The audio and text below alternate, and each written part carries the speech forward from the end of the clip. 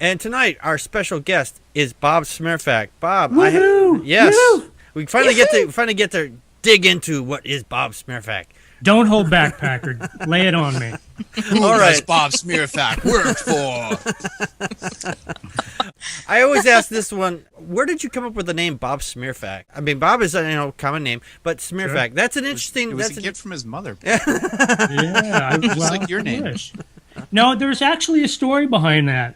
It's this years ago, and this is back in the Clinton era. Mm-hmm. I was working out in California, and I was having a sarcastic conversation with a coworker. And I can't even remember exactly what we were arguing about, but I made this ridiculous, bold claim. And she said, that didn't happen. And I said, yes, it did. Somebody did it once. And she said, oh, really? Name one person. Mm-hmm. And so I was up against a wall. My back was in the corner. I said, BobSmeerfak.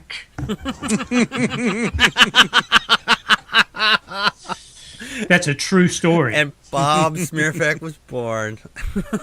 That's great. That's a great story.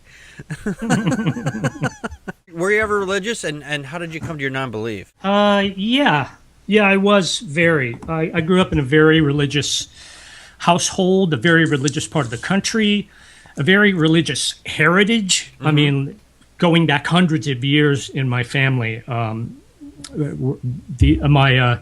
ancestors were pretty much all, faithful to the same denomination, and I happen to know a lot about their history because one of my aunts was a professional historian and a genealogist, so it was pretty interesting hearing about all these people. But all of them. How did I come to my unbelief? Well, I just was like a few years ago. I have to say that in my upbringing, I kind of really never felt like I fit in. There was always something that didn't fit for me, and it's just that. Well, how do I want to put this? I butted heads with my dad a lot. Yeah, and he's a good guy, very good guy, but he's a very staunch fundamentalist Christian, and it took me a long time. It took me actually until I moved away on my own, maybe 15 years ago, mm-hmm. to really kind of find out what I believed and allow myself to start listening to the other side of things and hear people talk about all of these issues and arguments without feeling tight in my chest, without feeling defensive, because mm-hmm. that's the way you learn. You grow up learning to feel like the non-believers are out to get you. Yeah. Oh, I've come across people like this all the time. Yeah, and I didn't like that. I don't like feeling like that, and so. It's a tough thing because my entire family is still very, very faithful. They had very religious, and so it's there's a part of my life that I don't really share in common with them, and they're fantastic. Love my family, mm-hmm. But and I think they would probably say the same thing. It's just there's some things we don't have in common anymore. Yeah, I know that one too. I have multiple brothers and sisters. I have two brothers. Actually, I have three brothers, or one's a half brother, and three sisters. And I have very little in common with a good portion of them, unfortunately, other than just blood, unfortunately. Yeah. So. Well, the thing I feel really grateful for is almost everybody in my family has a great sense of humor. Mm-hmm. They know how to laugh. So, I mean, even irreverently.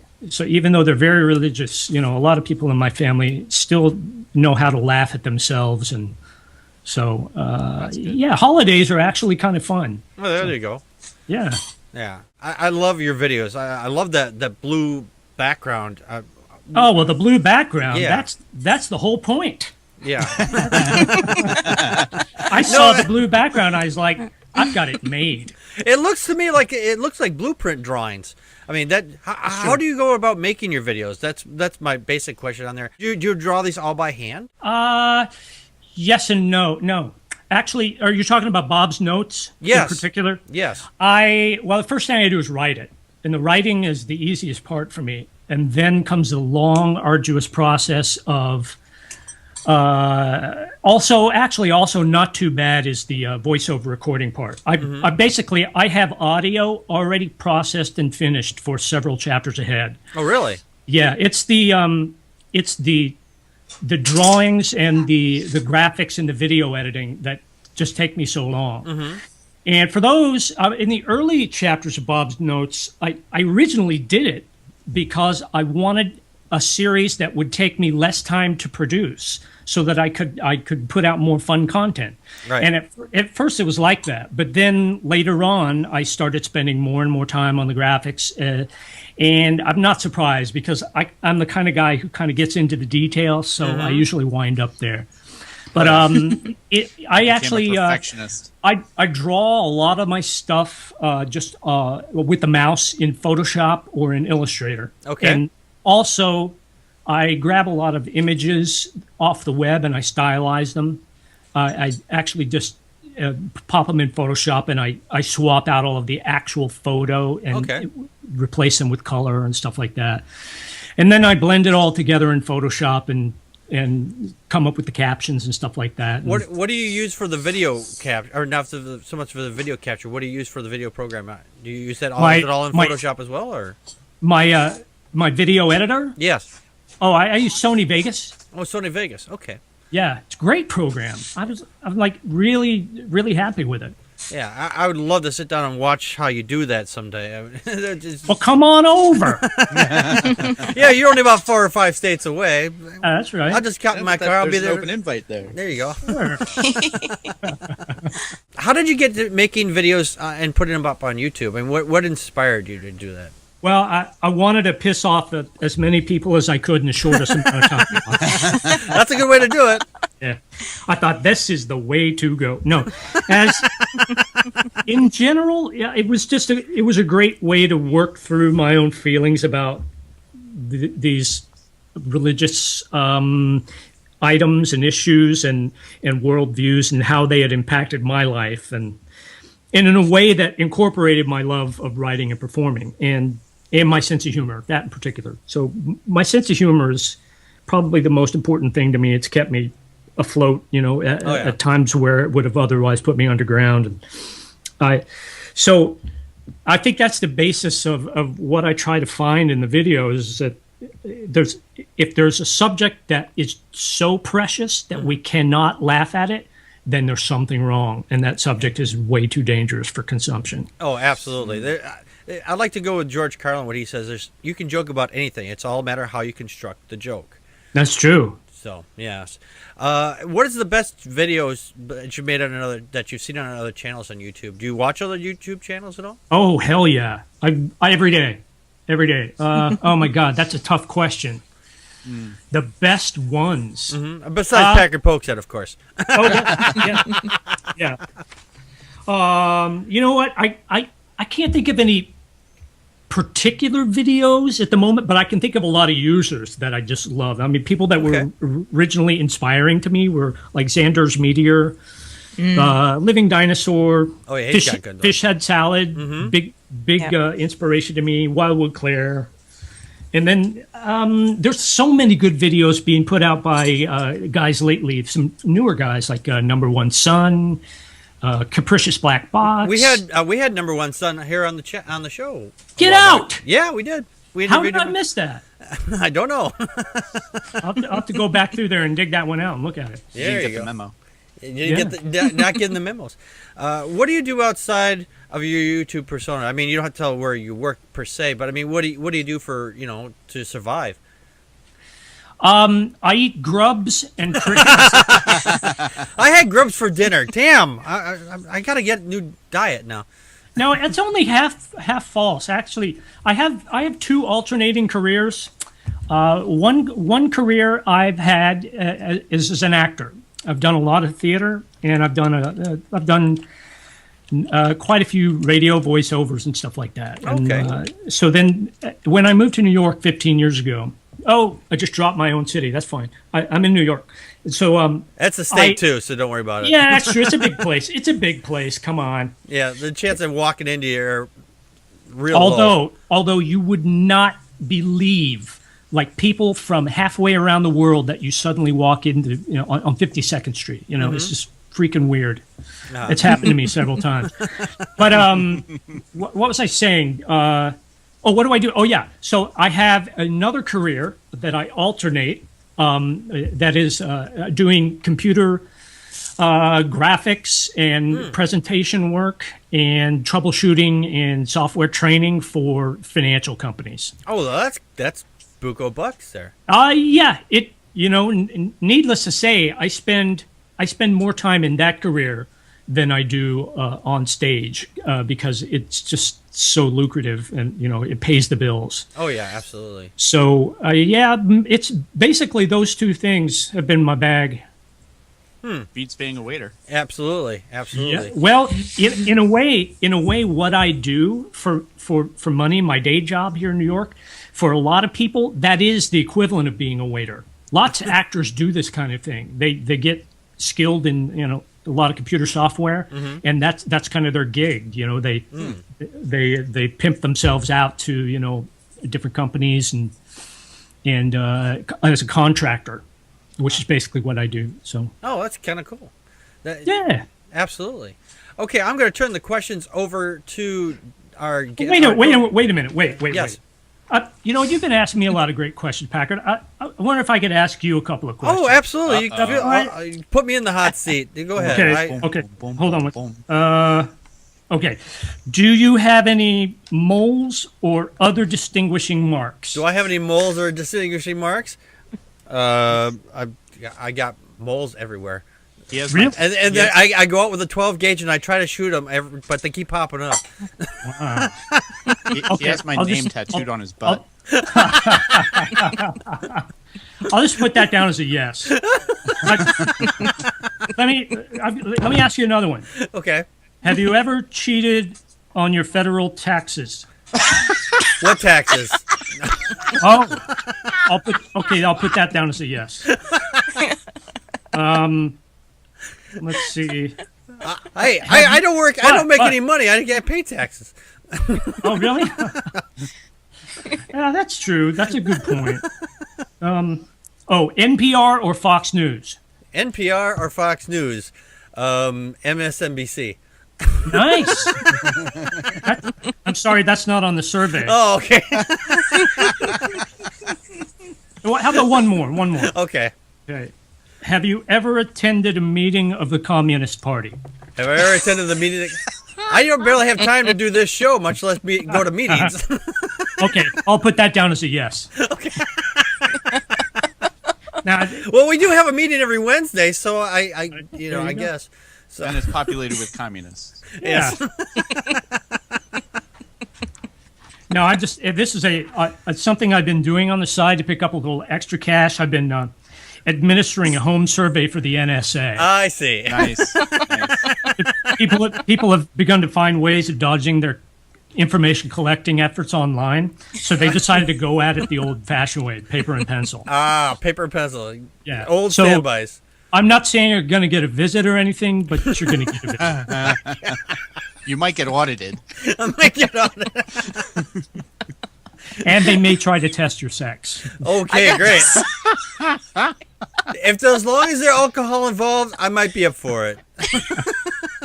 Get Packard down hold to the out for Waffle dinner House. too, Packard. Yes. Yeah, or dinner. I'll go. Hey, I'm a cheap date. Buy me dinner. Just combine every story we've talked about tonight and Waffle House, an alligator, wearing an egg sandwich on your foot, drunken sex in the back of a pickup truck. You're going to This be is a good at the country title. song. That's it. Those are all the makings of a good country song. You bring alligator to and bring the sandwich. I don't know. Prison, Just got out of prison, ate at the Waffle House. In a cloud of dust crossed Texas. Cheeseburgers on her feet. Pickup truck was rocking. Make it rhyme. Come on, Joe. Make it rhyme. You rhyme it. Gee, your alligator's sweet. I don't know. Joe? That's great. That didn't make any sense. That It doesn't doesn't have to make sense. It's a country song. Anyway, I'm going to turn the questions over to my co-host, Joe. Joe, do you have any questions for Bob? Yeah, I used to play with Alligators? No. I'm sorry, I couldn't help. And so I appreciate your use of Fisher Price people and Weebles in your videos. I was wondering what's the story behind that?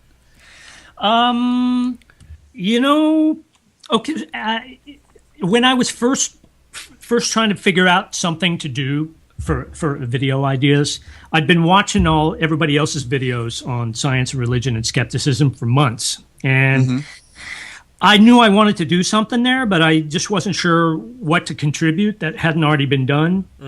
And I actually wrote and recorded voiceovers for several things that I just threw away because they sucked. And then I was trying to figure out something that might have my stamp on it. And I really can't explain it, but just one day, that PSA from a long time ago popped into my head, the one that goes, "This is your brain. This is your brain on drugs." Oh, I remember that one. And I thought, well, what would that be if it were applied to religion and spirituality and skepticism? And so I figured, this is your Bible. This is your Bible on psychotherapy. So I figured that'd be a great way to have some of the scarier Bible stories get the benefit of modern society's perspective and a more positive outcome. Are you going to be making some more of those anytime soon? Anytime soon?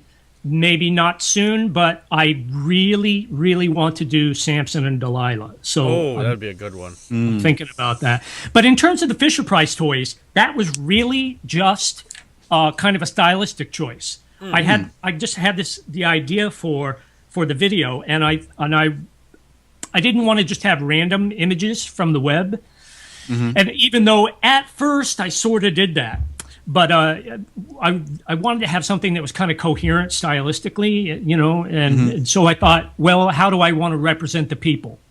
And just I thought toys, and there are just so many different pictures on the web available of these Fisher Price people that is just a treasure trove. So so you're actually just using images from the web. You don't actually own the little toys. No, none. I don't have any. Well, you need to get on eBay and. I've looked, and I've thought seriously about buying a bunch, but then I'd think, oh man, then I've got to buy really nice lights and really nice camera to make them look good, and I still kind of feel like I might like to do that, but the internet is the easy way out, and dude, I take the easy way out whenever possible.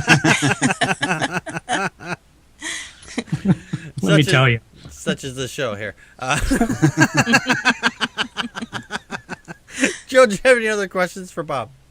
You said that you're into acting. Do you do like Broadway, off-Broadway, that kind of stuff? I've had callbacks to Broadway shows, but I've never quite made it on the Broadway stage. I've done a lot of regional theater, and I've done tours and radio commercials. I've done a few TV commercials, small market stuff that you've never heard of. But okay. That's cool. Yeah, mostly stage, like 40 or 50 stage productions. In the last 30 years, something like that. Wow, that's impressive. Yes. It's a really great way to spend your time. Let me tell you. Oh my God! If you ever had a chance to do the Book of Mormon, I think it's still in production. Would you do it? I'd love that. I haven't seen the show yet, but I've got the audio from the whole show. But you've got the soundtrack. That's cool. Yeah, it's funny. I've heard it's just fucking brilliant. Yeah, it is. Just from what I've heard, I haven't seen it, but just like I said, just from the audio track, that it's funny as hell. Yeah. So, Joe, do you have any other last questions? No. I yield to Connie. Okay, Connie, what are your questions for Bob? Connie, hey, Connie, Bob, it's so good to see you and talk to you. Well, I'm not seeing you, but yeah, it was nice to talk with you again too. I'm like I said, haven't been making a lot of videos, but I love seeing yours pop up in my Like, in my. yeah, the I ones get really I make excited. every 2 months. Yeah. I'm not And exactly I owe you prolific. you tagged me in January, and I Oh. still haven't done that. Oh, hey, well, you'll get around to it.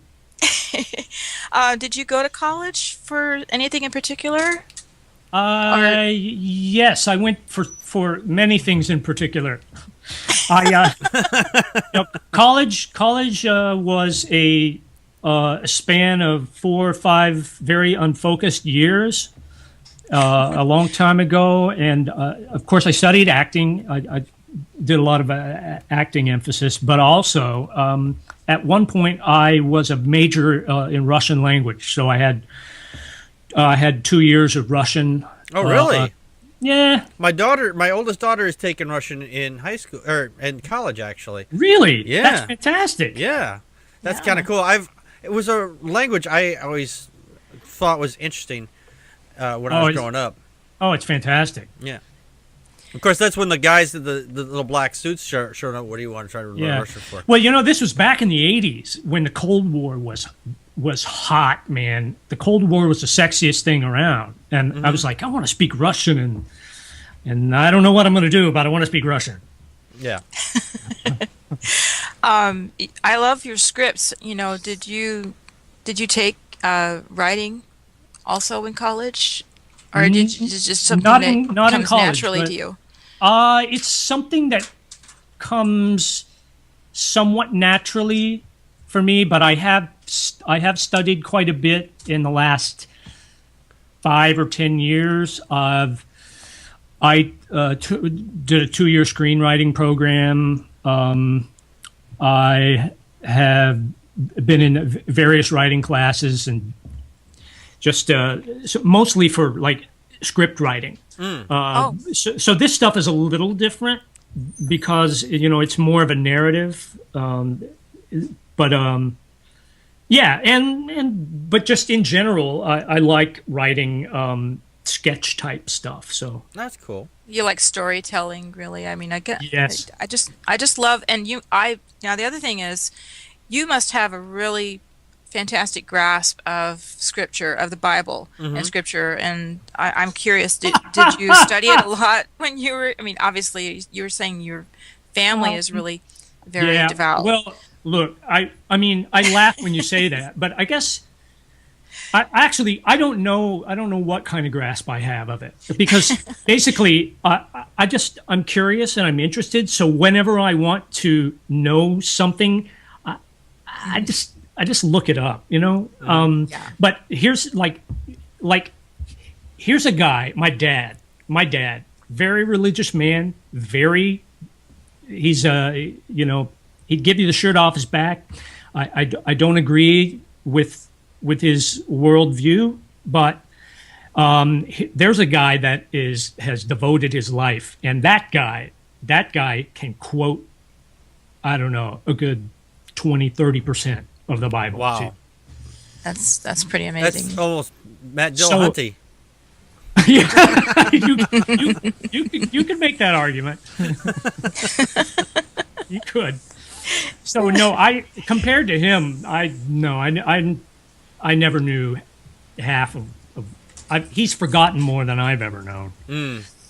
But because because that was the focal point of our household, I guess I did.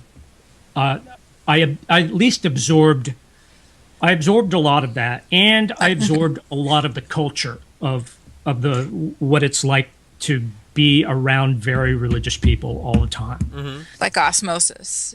Yes. Yeah. Yeah. Just filtered it into my brain. I don't know. Just got there. Yeah, but basically, in terms of like having a grasp on scripture, I'd have to say I don't think I do. I mean, but I just when I want to sound smart about something, I look it up and I do a little research, and then my writer half takes over. And I Well, we are looking for writers for the show. I mean, well, this one? yeah, because we don't do any writing on this show. We just kind of just do it by the seat of our ass. Well, hit me up, man. We'll work something out. I have no idea what you're talking about, Packard. Oh, these two, my co-hosts here, they actually work on the show. I just put it all together. I just kind of show up. He takes a hammer to the computer, and we talk into the magic box. That's Nice. It's magic. Hey, Connie, lean in again and do that again. That was so sexy. Let's do that again. Doesn't she have the sexiest radio voice? She does. She actually, when she sings, she has. I haven't had a chance to tell her, but she has a really good singing voice too. Oh, thank you. You're welcome. That's awesome. I have some questions from the YouTube channel. From Eothorn. He says, I was wondering what nicknames and pet names people have called you over the years, and yes, it will totally be used to tease you with in the future. Well, first of all, I do believe Eothorn is a woman. Oh, okay, or she. I'm sorry. It's hard to tell. I believe it is. I was no. Don't make the alligator joke. Don't make the alligator joke. Oh my God. No, I'm sorry, EO. That's so terrible. EO is one of my subscribers. Very nice person. And what I would say is, all of the nicknames that I had are related to my name. So if I was going to reveal this information, I'd be dropping the shit out of my own docs. But just think of any, names that you combine with, household items and, Gotcha. It's all the same stuff. Gotcha. The other question here that we got was from Mick Brenton. And he says, will the fabulous Jesus boys be with you? Mick Brenton? Yes, Mick Brenton. That guy owes me money. No, Mick, I haven't met Mick before. I like him already, though. The fabulous Jesus boys are always with us. Oh, yeah. Mick. Always. They have given us a lot to talk about for a long time to come. Oh, yes, absolutely. Absolutely. We have some questions from the chat room finally. Felt Be Gone says, Bob, have you ever wanted to start your own religion just to screw with people? Yes, I have wanted to, but the paperwork is really daunting. And so, it just kind of goes back to the, do I get the real Fisher-Price toys or do I just get pictures off the internet? Right. The easy way out. So, I think you have to be pretty committed to start a religion, or you have to be absolutely fucking clueless. One of those two. And I think I'm somewhere in between.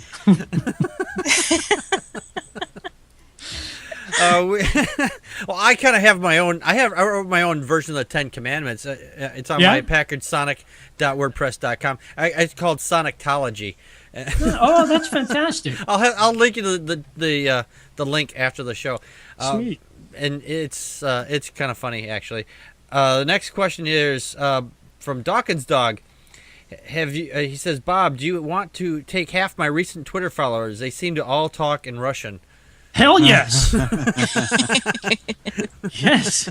Dawkins Dog's all the way over in England. He stayed up really late for this show here. Dude. I am applauding the Dawkins Dog. Yes. He anybody who's listening to this in another country besides my sorry ass country, the country I love, but that's very nice. Thank you from England. Yes. Right on. And so, yes, I will take the Twitter followers. Okay. Absolutely. And I'm not sure how we're going to arrange that, but let's make it happen. Sure, we'll figure something out. Okay. Do we have any other questions from the chat room? Fishhead Salad was really interested, really wanted to be here tonight. So, do you have any questions? Is he on there? Yeah, he's on there. He's in the chat room. He's in the chat room here. Joe asked, do the hospitals admit at 5 a.m.? That was a question for Dog. Oh, okay. Okay. Oh, he says he needs to be. He's committed or should be. Oh, okay. Yeah. We have a great group of followers on this show. Yeah. Do the hospitals admit? That's who's Joe Unseen? Is that you, Joe? That's Joe. That's me. Yep. Okay, yeah. Mm-hmm. The ones with the padded walls. Oh, yes. Never seen Night Court? Come on. Yeah. Sure. Night Court? What's that? I think, though, I can't think of any other TV show now from now until the end of time except Breaking Bad. Mm-hmm. Breaking Bad was the best story ever told on television. I have yet to watch that one. Oh, God. Yeah, me too. Oh. You guys are serious. 2 out of the 3 of you haven't seen it. No, I have not seen it, Well, actually. It's Joe, you've seen it, arguably right? like the best TV show ever made. Yeah. there you And go. I watched a video with Vince Gilligan today, and he said that the spinoff for Better Call Saul, it's going to be a prequel, and it's going to be a little bit funnier, but it's still going to be dark and violent. There's going to be one? Oh, you didn't know that? No, I didn't. Yeah. Joe's They up got, on this stuff. they here. got Starring what's his name? Bob Odenkirk Odenkirk? is going to come back as Saul, and he's going to That's be awesome. the shady lawyer all over again. Oh, that's cool. And because it's going to be a prequel, that means they could potentially bring in any character that died in Breaking Bad and just have them on the show. Yeah, that's true. And most of them did die, isn't that? Well, Yeah, spoiler. yeah. Sorry, spoiler. Anybody who's not seen Breaking Bad, they all die at the end. Yeah, Well, almost not all of them. Well, It's up everybody to you to dies. guess. We're not going to tell you which ones. Not everybody really lives. But. No, well, that's Sorry, very, too deep. It's very philosophical.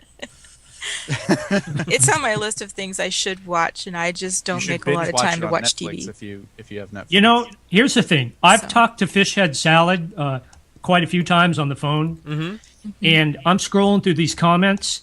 This is the quietest I've ever heard that guy. I don't see anything from this man in the comments. He said he was listening while working on something else. Usually you can't get him to shut up. He's usually pretty chatty in the chat room. Just tonight, he's Yeah. rather quiet tonight. He's feeling under the weather, I think. That's all right.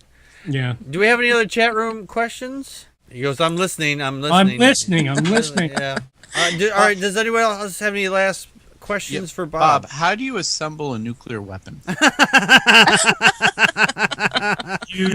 I think Carl Sagan said it best. If you want to make a nuclear weapon from scratch, first you must create the universe. Excellent. Yes, that's exactly what my instructions I downloaded from the internet say.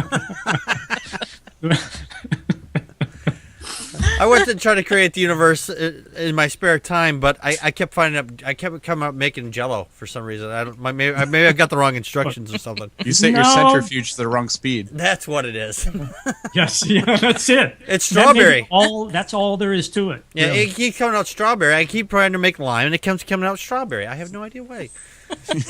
If you want to make yellow cake from uranium, you need a good centrifuge. Oh, is that what the problem is? Okay. Don't tell the guys in Iran. No. They keep making pound cake.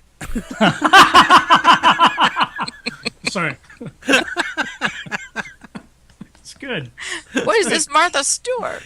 Dawkins Dog said he had a more urgent question. How do you disarm a nuclear weapon? Well, I can think of one really easy way. Blow it up? Yeah, you could go ahead and set it off, and then no one will be able to use it ever again. That's right. Right. You'd have to disconnect. Oh, wait a minute. Hey, look. I had Chinese food the other night, Uh-huh. and I've got fortune cookies that I didn't open. Fortune cookies. Oh, those are always fun. So, who is it going to be? Connie, Joe, or Packard? Joe. Joe, this is your fortune. Okay. People find it difficult to resist your persuasive manner. In bed.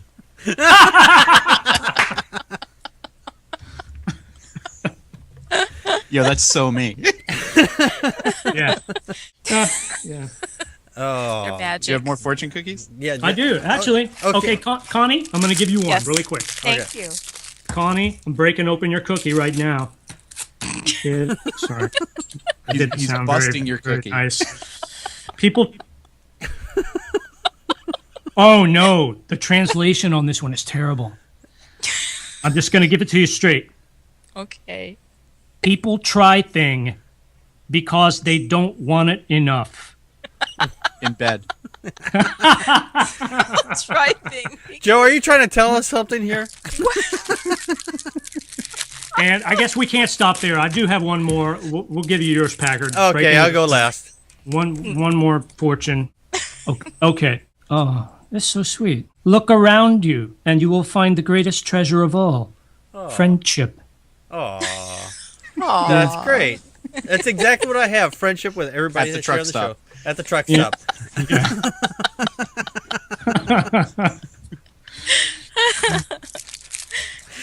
Oh, okay. Well,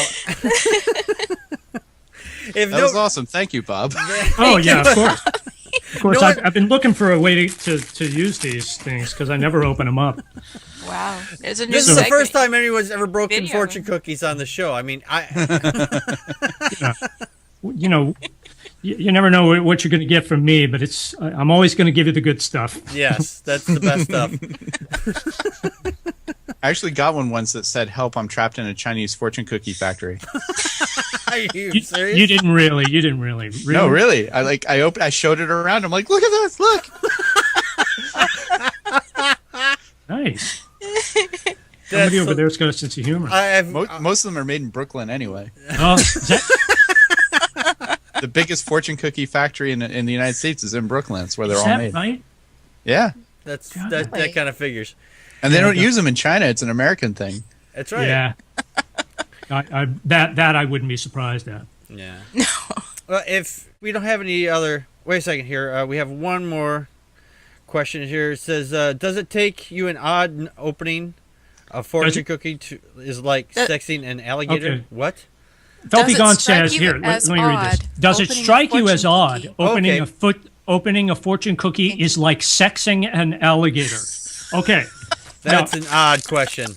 No, I completely get it. He's saying breaking open a fortune cookie is kind of reminiscent of the method you must use if you're going to test the sex of an alligator. You sort of break open the thing and you pull on the other thing, and actually had one more fortune cookie left. This is for the Felpy Gone. Okay. Nothing dared, nothing gained. In bed. In bed. In bed. Go forth and conquer, my good man. Excellent. Excellent. All right. Well, since we don't have any more, he said thank you. And if we don't have any further questions, we're going to get out of here. Bob, I want to thank you for joining us here on the show and Are you putting kidding? up It's my pleasure.